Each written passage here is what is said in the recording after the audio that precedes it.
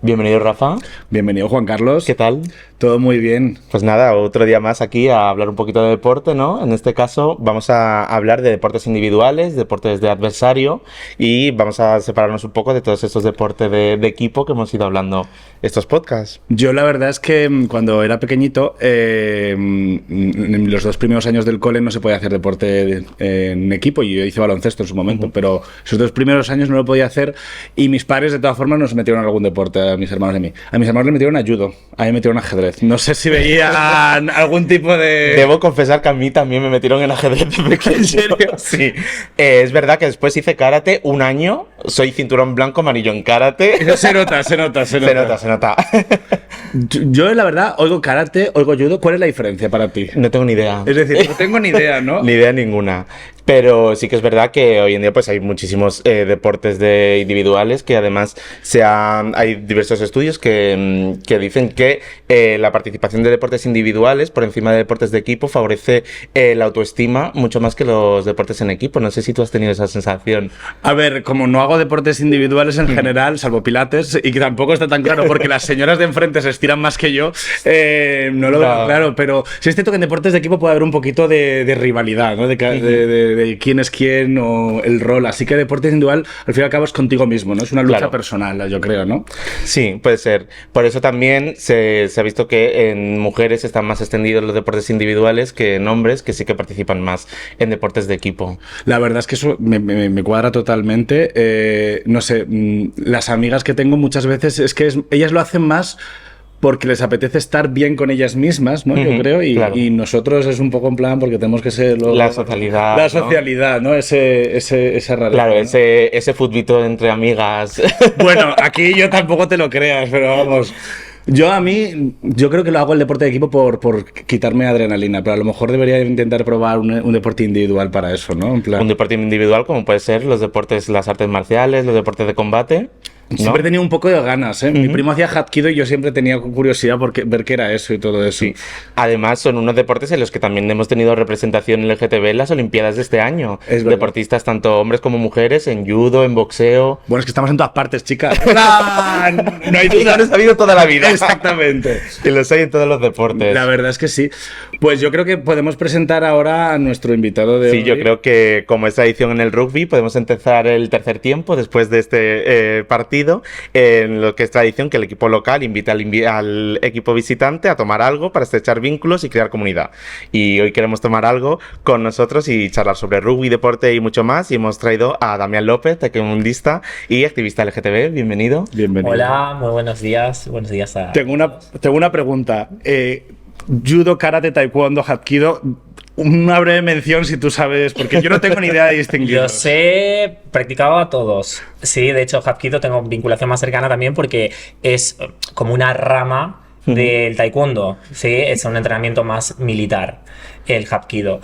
Pero bueno, el judo es un deporte más de suelo, el hapkido es más de sumisión y el taekwondo es más de combate. Igual hay unos matices de lo que habéis dicho, no es un deporte individual. Hay un adversario, claro. No, y es en equipo también. El taekwondo también se compite por equipo. ¿Ah, sí? Lo que pasa es que no hay un enfrentamiento entre compañeros, pero hay un trabajo muy, muy grande de coordinación y de todo. Y además... El taekwondo nosotros tenemos siempre la visión, porque es lo que más se televisa o lo que tal, del combate, pero hay una parte técnica también que se llama punse. Sí, y ese se puede hacer en dupla, en trío, se puede hacer en grupo, puede ser mixto. Nosotros hemos creado también una categoría que se llama Punse Games, que es para familias, en donde puede competir el padre, la madre y los hijos. Joder, lo hemos creado, sí, en ese momento con visión de los Gay Games en un principio, que luego quedó ahí un poco en el aire, pero nosotros lo hemos seguido trabajando y a día de hoy es una categoría que, por ejemplo, hoy se está compitiendo en este mismo momento. ¿Y sería como dobles, un dobles de tenis, en plan hay 2 personas ahí o cómo funciona? Mira, en combate se puede pelear, que se llama, hay TK3, TK5, que se compite de A3 o de A5 y está el tatami en el medio y va entrando uno contra otro y cada equipo puede ir metiendo y sacando su competidor en base a lo que cree que puede ser una superioridad para el otro, pero es súper, súper interesante porque todo el tiempo está entrando y saliendo uno y claro, se mezclan los pesos, se mezcla todo. Por ejemplo, puede entrar una chica y tú metes un chico, entonces tú sacas a tu chico para meter otra chica. Esto es súper divertido, está pensado para el futuro, algo que sea muy visual, muy televisado. Qué guay. Y luego, en lo que es la parte técnica, son técnicas como un acorio y va todo sincronizado. Oye, qué guay, la verdad. Yo tengo ganas de verlo ahora. Es algo que desconocía y ahora me apetece verlo. Sí, es muy entretenido. Y es muy diverso. Yo siempre digo, para mí el taekwondo es uno de los deportes más diversos que hay. Yo creo que todos los que practicamos un deporte nos gusta decir eso también. En rugby nos encanta decir que somos muy diversos porque tenemos todo tipo de cuerpos, tenemos todo tipo de corporalidades.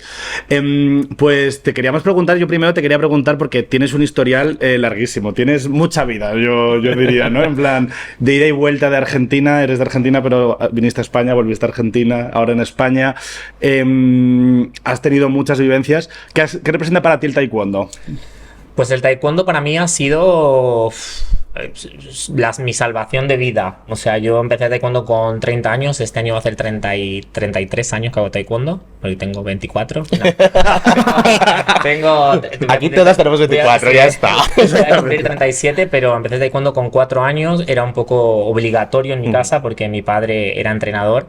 Yo fui su primer hijo varón, entonces era como un poco su frustración también de que, claro, yo vengo de una familia súper mega pobre, en donde él tuvo que dejar de entrenar para poder irse a trabajar. Mi padre fueron padres muy jóvenes, entonces pues nada, tuvo ese momento de la vida en el que tuvo que tomar una decisión y decidió obviamente tener que trabajar para criarme.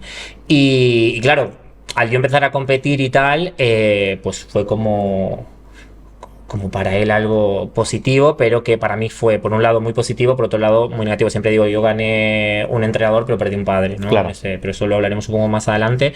Entonces, nada, el taekwondo ha sido todo. Yo, gracias al taekwondo, he viajado, he estudiado, he conocido el mundo, he aprendido. Luego también, cuando he atravesado diferentes circunstancias de la vida que han sido para mí muy duras, como por ejemplo desde la migración hasta un cáncer. Entonces el taekwondo ha sido siempre mi estilo de vida y mi superación también. Joder, la verdad es que no sé si podría decir lo mismo del rugby a día de hoy. O sea que todavía me falta camino. Y has competido a nivel nacional, a nivel internacional.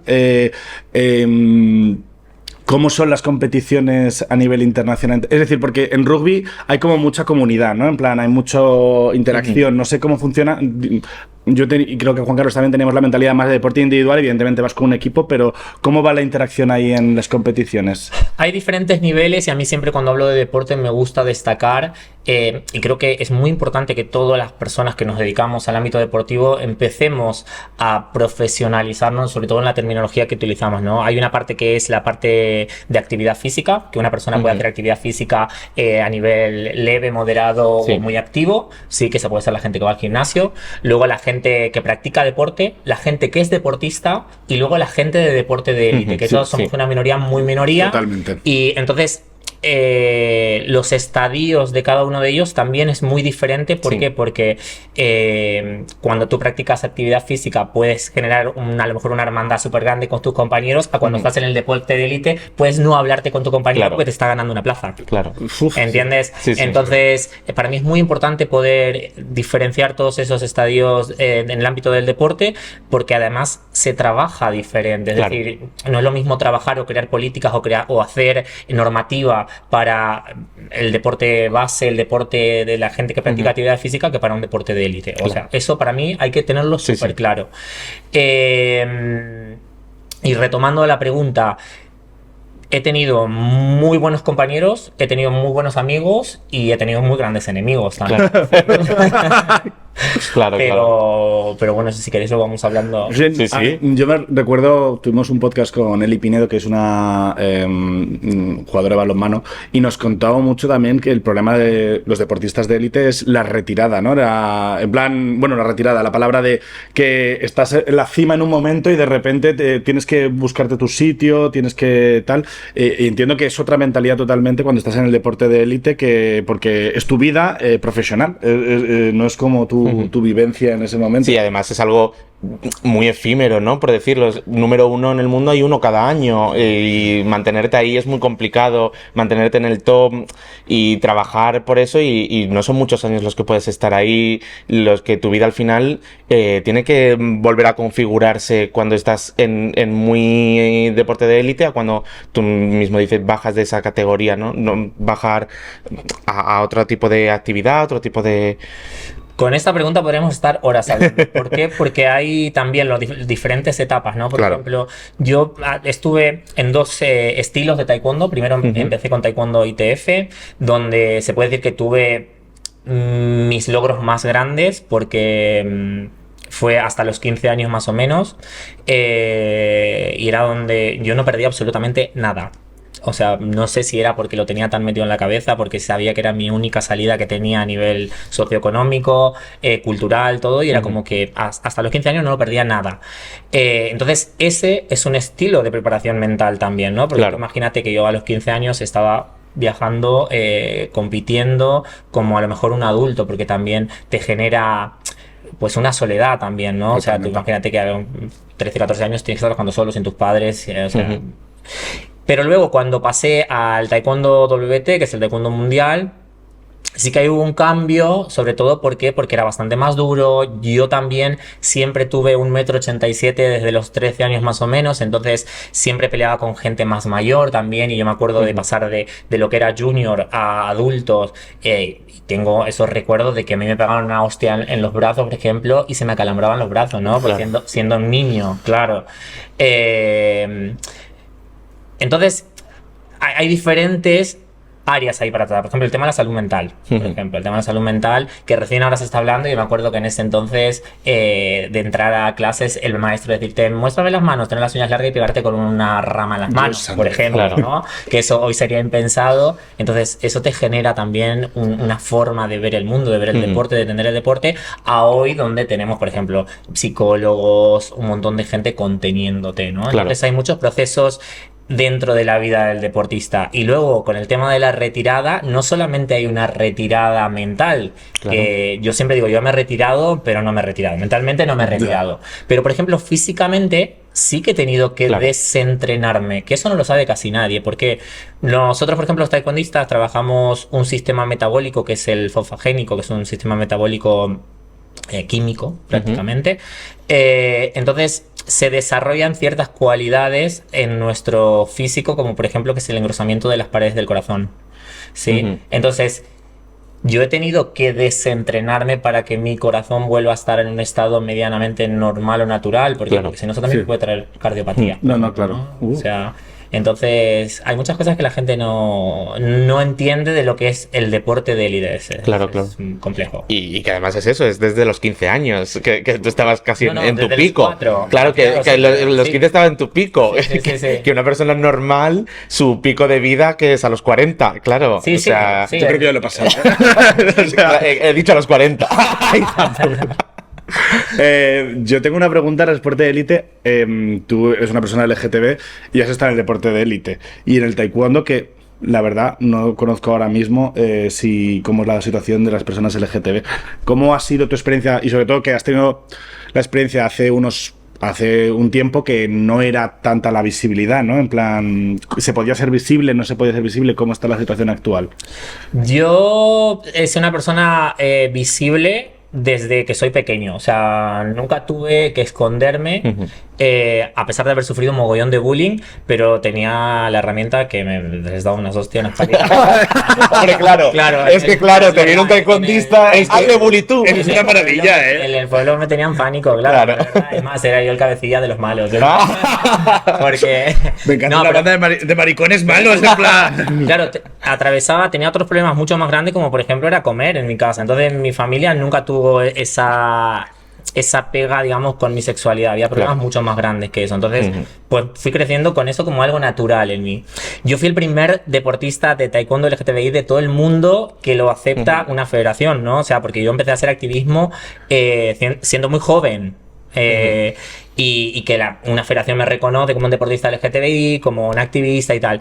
Sí que en ese momento que yo estaba muy en el top de competir y de tal, para mí no significaba nada en mi día a día, pero sí que es verdad que hace unos años, desde que empecé obviamente a bajar mi rendimiento, primero porque me estaba dedicando mucho a la parte institucional, no tenía las mismas horas de entrenamiento, me iba haciendo mayor también, o sea, yo por ejemplo iba a competir con 30 y yo me retiré a los 35.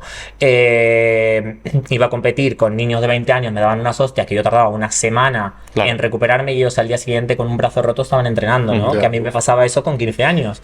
Entonces ya me estaba afectando mucho la salud mental. O sea, ¿por qué? Porque yo en el mundo del taekwondo había tomado un reconocimiento muy, muy grande. Entonces, por ejemplo, desde si había una pista televisada, era la mía. ¿Por qué? Porque era un experimento. O sea, si ganaba el maricón o si perdía. Si ganaba, wow, pero si perdía por un maricón. O sea, entonces ya no lo estaba disfrutando. Ya no estaba peleando para mí. Estaba peleando para los demás. Totalmente. Y luego, pues, en el ambiente digamos, de la élite, es bastante nocivo también, ¿eh? Y depende qué deporte, por ejemplo, sobre todo en deportes minoritarios, la élite es súper, súper nocivo a nivel salud mental. Por ejemplo, a mí me costaba mucho mantener mi peso. Era de los más gorditos. Y pesaba 74 kilos con 1,87 m. Joder. Que es una sílfide, vamos. Claro, ahora estoy pesando 76, por ejemplo, y claro, para mí hubiera sido traumático en ese entonces, porque tener 2 kilos de más y estar compitiendo, decir, hostia, ¿cómo puede ser? Y cosas súper extremas de deshidratarme, no comer, o sea, sí, es bastante jodido ese aspecto. Y es muy interesante eso que dices, porque al final siempre sobre las minorías se nos exige la excelencia, tanto a deportistas LGTB, a mujeres. Solo destacas si eres excelente. Si eres mediocre, como somos la mayoría, no se da reconocimiento a las deportistas mujeres, ¿no? Eso que dicen es que no generan interés. Bueno, generarán interés solo si son excelentes. Bueno, pues igual que los deportistas hombres, ¿no? Igual que las personas LGTB. Y es muy interesante eso que dices, ¿no? Que hasta que cuando bajaste de ser la máxima, el máximo competidor, claro, ahí ya la actitud de los demás cambian contigo. Ya empiezas a ser el taekwondista gay. Antes eras el que ganaba. Yo creo que es el taekwondista gay, lo fui siempre, lo que pasa que a mí no me afectaba. Claro. O sea, yo por ejemplo me ha pasado siendo más pequeño, me acuerdo casos puntuales, por ejemplo tener 15 años, que yo siempre fui abiertamente gay, y llegar a una final y que el competidor no quiera competir contra mí, o sea, porque si perdía contra el gay, pues era en ese momento era como decir, joder, está perdido contra un gay. Te estoy hablando año 90 y pico, o sea, año 90 y pico, 2000. O sea, no estábamos como estábamos ahora. O, por ejemplo, no hace tantos años, estar también en una final peleando y escuchar yo al coach del otro deportista diciéndole, va que te toca pelear con el maricón. En plan, o sea, lo tienes... Bueno, es algo que escuchamos nosotros en nuestro equipo. Hay rumores. Alguna vez. Titanes ha cumplido 10 años y en los primeros años el mantra era que nadie puede perder contra los maricones. Claro. O sea, hasta que ganamos el primer partido. O sea, que eso fue... Qué fuerte. Pero a pesar de todo, tú has luchado porque haya inclusión LGTB y creo que has conseguido el primer club federado LGTB, o si no me equivoco, sí. O es la sección de Samarux, ¿no? O no, o había tienes un club también en Argentina, entendí. Sí, yo empecé... Es que mi activismo no empieza por el tema LGTBI, porque para mí en ese momento, yo era más chico, para mí el tema de la sexualidad, que a mí también me tocó hacer un trabajo súper grande de deconstrucción de privilegios, de entender, porque claro, yo había crecido, si bien siempre sufrí bullying, de siempre se me ha dicho el maricón, el mariquita era el del barrio, yo siempre me he sabido defender, ¿no? Entonces, como para mí no tenía... tan interiorizado el tema de los privilegios, ¿no?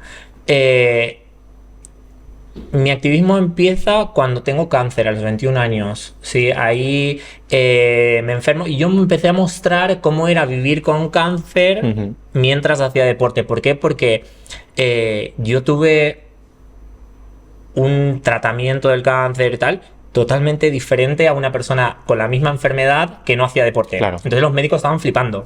Porque yo incluso iba a competir con cáncer, con tratamientos. Joder. Sí.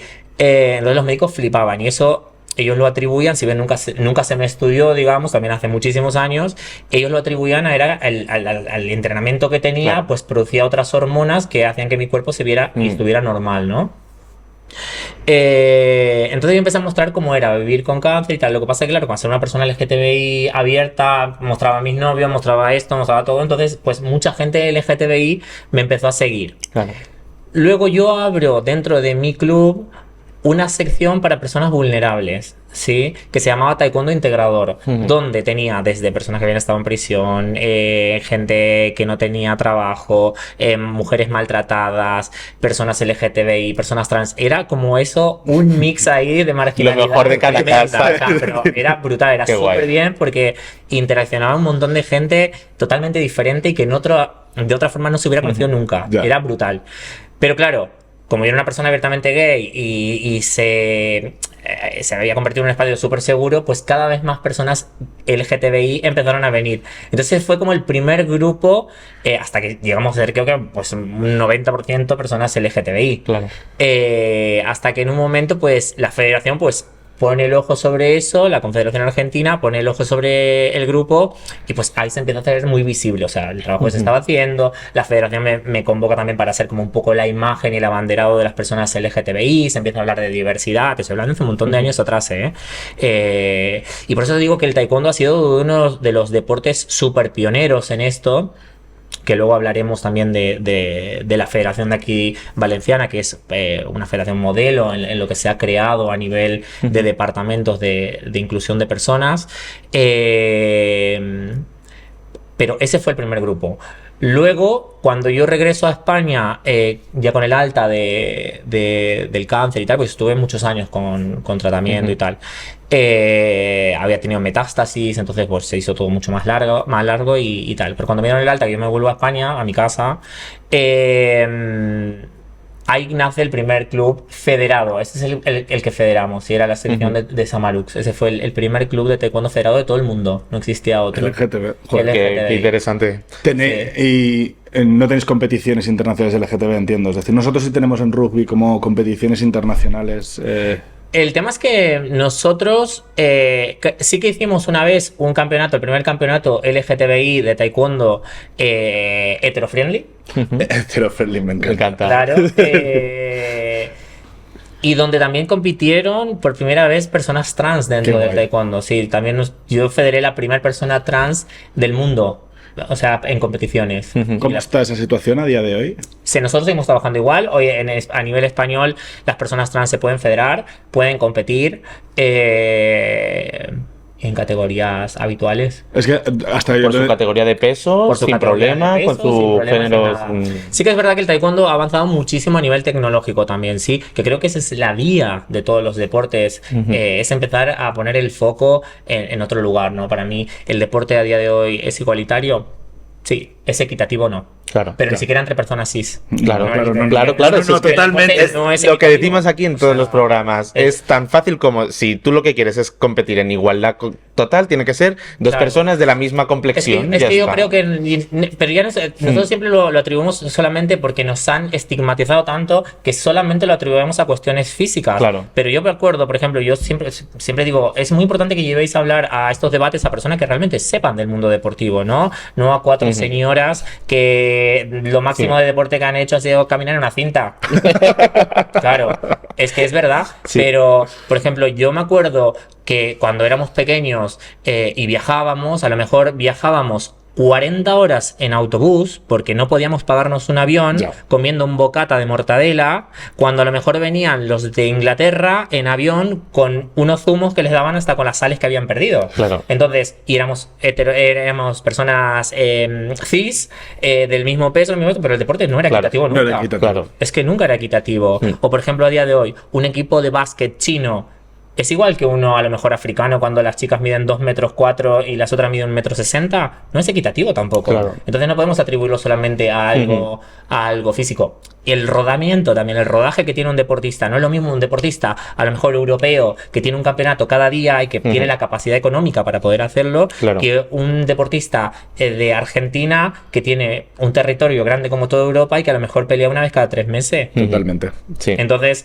el deporte no es equitativo. todo. Sí. Entonces, por eso te decía que nosotros desde el taekwondo sí que hemos avanzado mucho a nivel tecnológico y hoy en día ya casi que no hay golpes en donde la gente se lastime, ¿sí? Porque los combates se hacen con sensores, entonces desde el momento que tú impactas ya te va marcando el punto. Es más como jugar en ajedrez hoy, el taekwondo. Pero siempre digo, ir a verlo porque es muy bonito y quienes más destacan son las mujeres. Sí. Es muchísimo más bonito ver peleas de mujeres en taekwondo que de chicos. Las mujeres son súper inteligentes, son súper tácticas y la verdad que ver un combate de chicas es lo más, es brutal.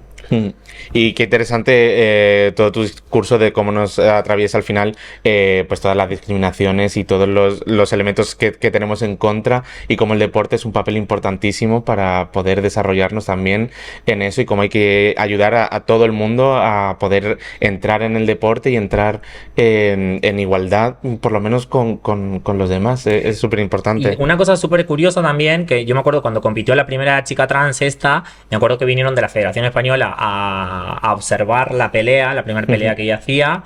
Primero que parecía un mono de feria, porque estaba toda la gente ahí mirando con libretas, apuntando a ver si tal y cuánto, que perdió además. Entonces yo lo primero que le dije a la persona que estaba ahí, le digo, ¿has visto cómo no hay diferente ventaja deportiva?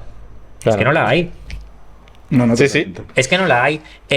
Porque si vamos a analizar las personas increíbles, como así, hablando de la parte física solamente, pues analicemos otras cosas de la gente. Por ejemplo, Michael Phelps, la hermana Williams. Claro. O sea, son personas súper dotadas para ese deporte, son personas virtuosas y que han nacido con unas adaptaciones de biotipo diferente. Sí. Pero normalmente las personas trans dentro del mundo deportivo que llegan a la élite, o sea, que puede haber 20 en todo el mundo. O sea, 20. El resto que practican deporte, incluso que compiten a nivel más amateur, hay un factor fundamental, brutal y que juega en contra más que la parte física, que es la parte mental. Sí. ¿Tú sabes lo que es pararte siendo la primera mujer trans de España que va a competir con 4 tíos con libretas caminando alrededor tuyo, exponiendo tu cuerpo, sabiendo que te pueden pegar una patada en la cabeza y poniéndote en primera línea en un KO y encima estar concentrada en la de la libreta, en la de esta? O sea, es que te atraviesa un montón. Por eso el deporte no es equitativo, pero para las personas trans. Claro. Sí, no es para las personas cis, sino para las personas trans. Es súper desigual. Sí. Sí, porque eres un mono de feria ante un estadio de 4.000 personas mirándote. Y además es eso, que como empieces a destacar, vas a tener que poner tu cuerpo a merced de los comentarios que se vayan a hacer, de las tertulias que se vayan a generar en torno a ti, que tú lo que quieres es hacer deporte y competir en tu deporte, y eso va a suponer un problema de estado. Es que lo peor de todo es que la mayoría pierde, y sobre todo se han iniciado algún proceso hormonal y todo eso, porque los cuerpos les quedan súper vulnerables. Y yo lo digo porque yo he entrenado a personas trans, que han estado en tratamiento, personas que no han estado en tratamiento, personas que no han realizado una transición completa. O sea, es que he entrenado a muchas personas trans, entonces yo puedo darte una experiencia personal de cómo es eso. Yo he tenido una chica trans con un proceso hormonal que prácticamente no podía hacer una plancha porque no tenía fuerza para eso en ese proceso, y afectaba, como digo, la parte mental. Sí. O sea, porque yo, por ejemplo, a esa chica durante la pandemia no le conocía la cara porque le daba tanta vergüenza que no se quitaba la mascarilla. O sea, estuve entrenando a una persona a la que no le conocía la cara. Claro, porque es eso, de repente te van a hacer comentarios, te van a poner tu cara en debates de televisión que no apetece. Bueno, y esa exposición y ese odio que yo creo que no lo sufren el resto de deportistas, en plan que el odio que hay en las redes contra personas diversas simplemente por ser diversas. Sí, es un hombre de paja que se ha generado en torno a esto para pues hablar de esto y generar un debate que bueno, para mí pues tiene las piernas muy cortas y que el futuro pondrá a cada uno en su sitio. Quiero preguntarte una cosa porque estamos hablando de diversidad. Aquí en este programa sacamos muchas, pues no sé si situaciones personales que son minoritarias dentro del deporte para destacar que todo el mundo tiene capacidad o tendría que poder hacer deporte. Pero tú en un programa decías que comentabas cómo te habían llamado desde la Federación Española para ser el abanderado de la diversidad o el que llevaba la Argentina. La Argentina. Primero, sí.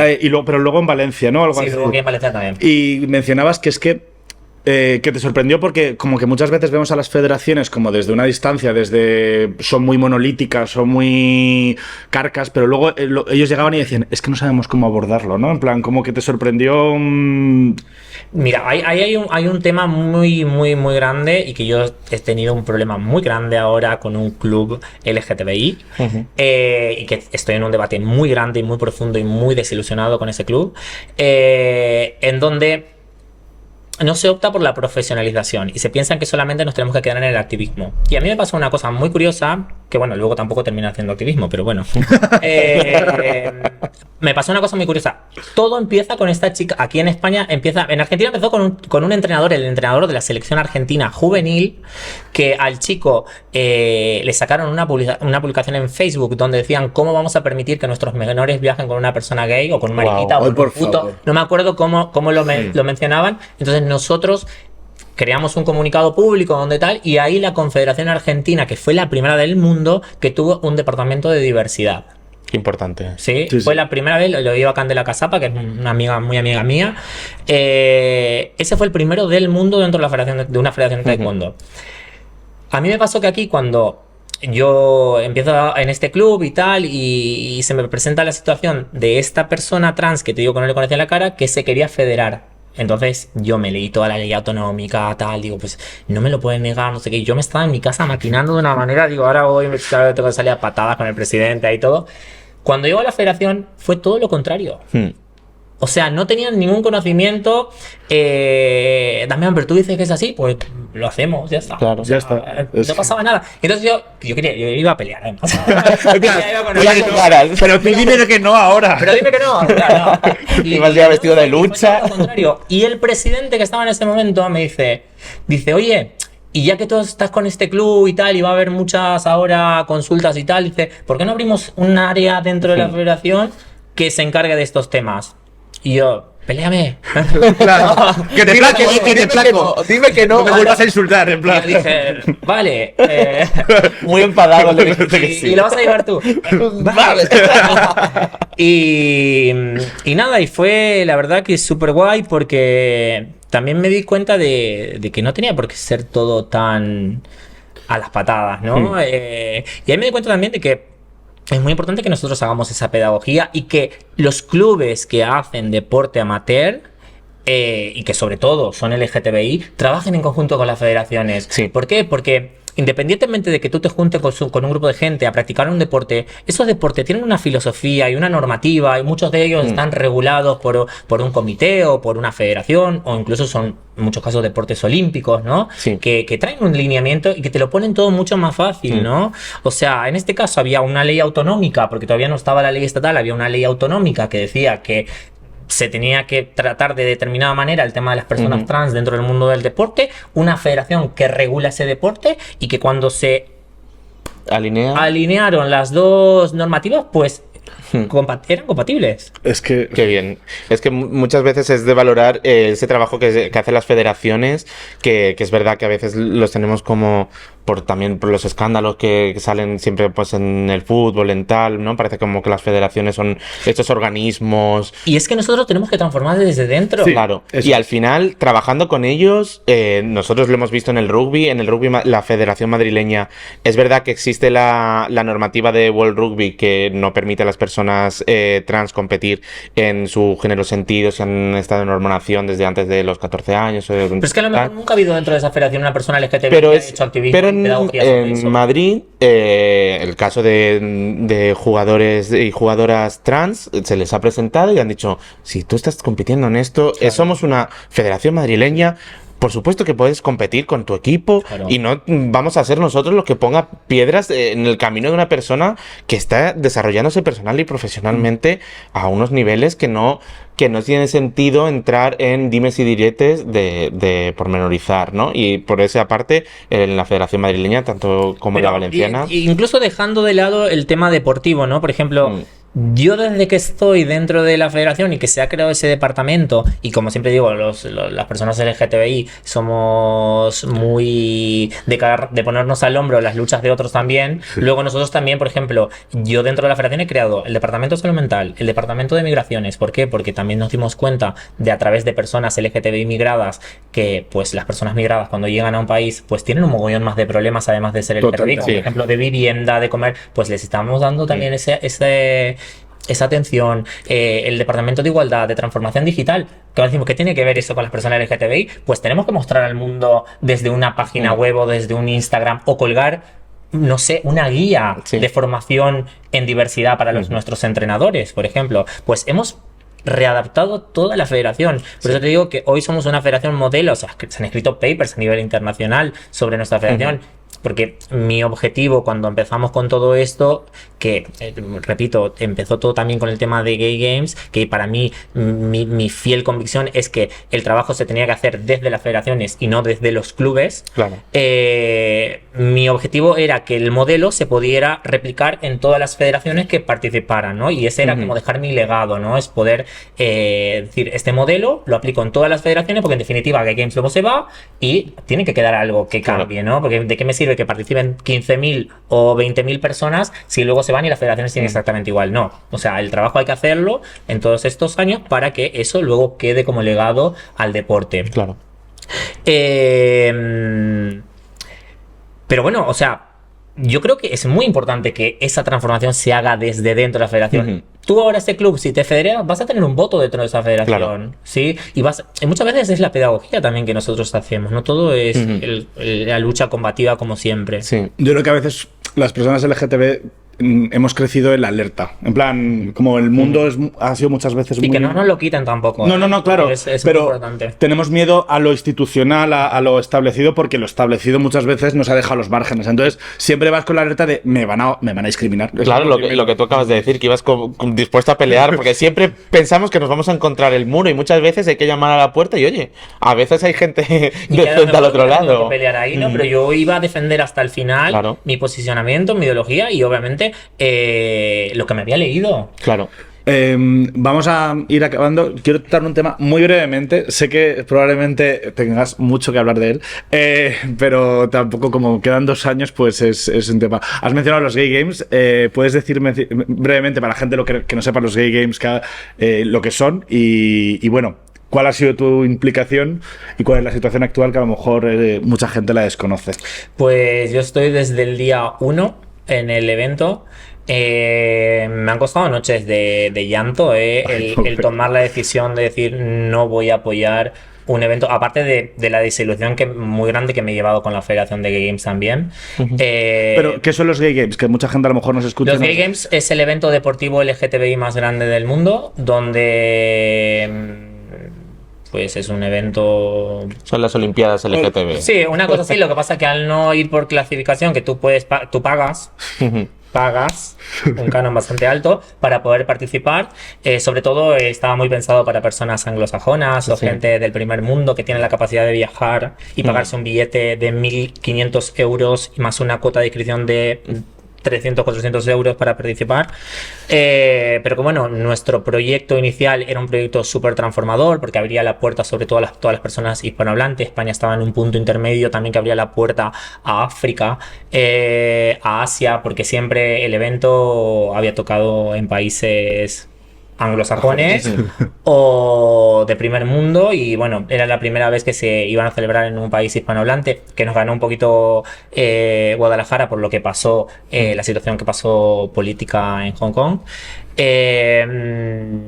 pero como todos sabéis, era un proyecto del colectivo, era un proyecto que se había escrito entre todo el colectivo, entre muchas personas activistas, y que secuestró el Partido Popular en la Comunidad Valenciana desde que perdimos el gobierno, ¿no? O sea, desde que entró la derecha a gobernar, y en el que se vulneran los derechos, por ejemplo, de las personas trans, de las mujeres, de las personas intersex, o sea, no existen, y en el que no estoy dispuesto a hacer un pinkwashing con ellos. El colectivo se ha salido del evento. A día de hoy ningún colectivo apoya Gay Games porque... lo que era el beatbook inicial, pues hoy no existe, Claro. porque no. Y me niego a hacer la cara de un evento en el que va a blanquear la derecha. ¿Y por qué la Federación Gay Games se ha mantenido? La federación se ha quedado pues por pasta. Claro. Ya. Es que es la realidad. Claro, porque serán en el 2026 en Valencia. 2026, pues se ha quedado sin el apoyo de ningún colectivo, ¿eh? Sí, eso y, sí lo nosotros, que sí. y nosotros planteando un mogollón de alternativas. Sabemos que Samarux, los Drags, no sé si Lambda también. Bueno, hay uno de los clubes que sacó a voto popular en una asamblea la semana pasada. Ya, de que si decidían o no por... No sé, ellos sabrán. Sí, y al final, bueno, pues quedan 2 años, a ver si puede encauzarse y al final es un evento, nosotros en La el única, club- la única solución que habría es que el Ayuntamiento de Valencia le ceda el contrato a los colectivos como era, Claro, ya. y que no intervenga. Mm. Sí, que sea un evento del colectivo, porque Claro. es un evento del Del colectivo, sí. no es un evento de ayuntamiento. con apoyo institucional, como todos los Totalmente, eventos, claro, pero no organizado. Sí, claro. Ujú. Pues ojalá, a ver si. Bueno, no sé. A ver, Claro, porque este papel internacional, tú también participas en la Asociación Internacional de... Sí, yo estoy en la IALGLMA, que es una parte de Gay Games, Ujú. que regula lo que son las artes marciales dentro de eventos deportivos LGTBI. Ujú. La verdad es que, bueno, pues tienes demasiado trabajo, yo creo, ¿eh? Es agotador. Es agotador. Somos agotadores. En general. Sí, porque, a ver, a mí me llama la atención también, ¿no? Por ejemplo, que hay mucha gente, y creo que nos compete muchísimo a nosotros también, los que estamos dentro de espacios de activismo, empezar a hacer esa pedagogía de que no son los mismos derechos que privilegios, ¿no? Y un claro ejemplo, por ejemplo, es Argentina. O sea, entró un tío en no abrir y cerrar de ojo y se cargó 400 leyes en un día. Ya. Sí. Ha cerrado el INADI, que es el Instituto Nacional contra la Discriminación, donde miles y miles de personas habían sido protegidas. Mm. O sea, y creemos que desde nuestros privilegios somos intocables, y no es así. Mañana a cualquier persona LGTBI le quitan su privilegio y va a ser igual de mariquita que yo. Sí. Sí. O mañana te dan una paliza por la calle y yo voy a salir a caminar a tu lado. Ujú. Entonces creo que hay que hacer esa pedagogía de deconstrucción. Uno no es culpable de los privilegios con los que nace, pero sí es culpable de lo que hace con esos Claro, privilegios. sí es responsable de Es ellos. responsable. Totalmente. Sí, y hay que empezar a ser un poco más empáticos, sobre todo porque los que vivimos en ciudades estamos acostumbrados a que la vida LGTBI es esa, pero les invito a recorrer las zonas rurales, les invito a salir de las capitales y a ver cómo vive la gente LGTBI. A día de hoy aún siguen echando a personas LGTBI de sus casas con escopetas, los propios padres. Ujú. Sí, sí. O el año pasado se suicidó Derek, un chico en la comunidad valenciana, donde su madre lo enterró con su dead name. Entonces, hagamos un poquito de introspección, pensemos y seamos un poquito más empáticos. Pues yo creo que es el broche Es perfecto el para broche esta del- charla tan interesante. Sí, te vamos a dar, tenemos un pequeño regalo, la verdad, siempre se lo regalamos los cordones arcoiris, que son los cordones que damos a nuestras personas jugadoras cuando hacen el primer partido oficial con Madrid Titanes. Qué guay, me lo voy a poner para la charla de esta tarde. Ahora cuando quieras, Así que nada. ya eres parte de Titanes, muchas gracias. Gracias a vosotros por este espacio también y ojalá con este ratito podamos cambiar alguna cabecita. Ojalá que sí. Pues Muchas nada, gracias. pues muchísimas gracias.